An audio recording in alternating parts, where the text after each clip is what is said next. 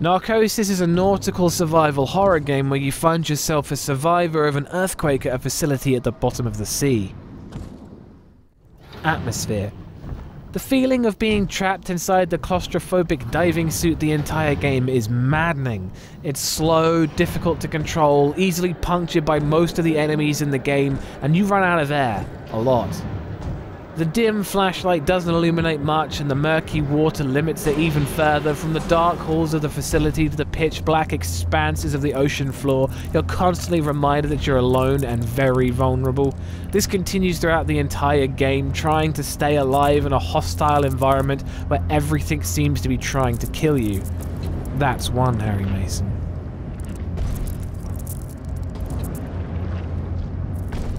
Scares.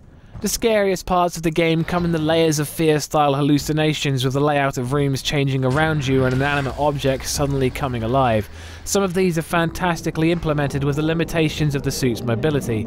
Something creeping up on you and grabbing you that you can't get away from is terrifying.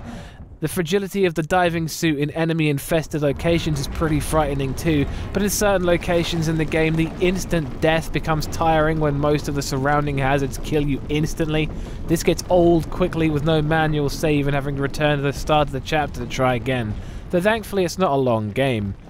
The game's scares are for the most part used effectively and really stick with you after the game's over. That's two Harry Masons.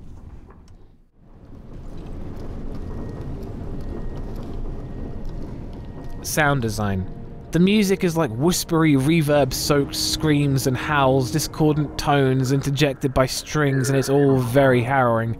I feel like I've heard a lot of the sound effects used before in other games, but nevertheless, the sound effects provide a deep, immersive experience. The underwater and environmental sound effects, like rocks falling and moving forward in the suit, are excellent. The best use of them is the sound the crabs make. They are always audible whenever they're near. When the interviews start playing, it feels as though they're coming from inside the suit as well. That's three Harry Masons. Gore. Besides stabbing cuttlefish, there's not much gore, but for a game that takes place under the sea, I feel more blood-soaked water or gory deaths would have made the discovery of the bodies you find more impactful.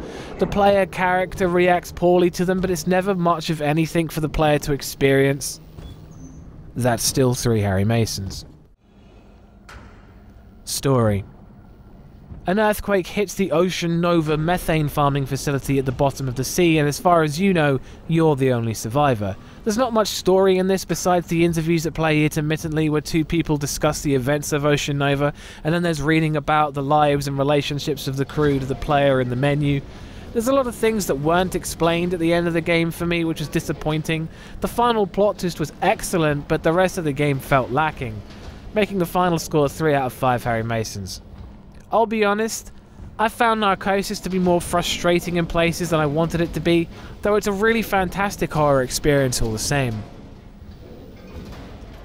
Again, I'd like to remind you this whole thing is down to my opinion in horror games, and if you don't share this opinion, then that's cool, I get it. I'd like to point out that whilst I was definitely scared by diving suit ghosts, I did not scream like a banshee or run away from the computer, and I advise you don't either. There'll be more reviews in the pipeline, and thanks for watching. And always go to and check out Bumps in the Middle of the Night. Peace.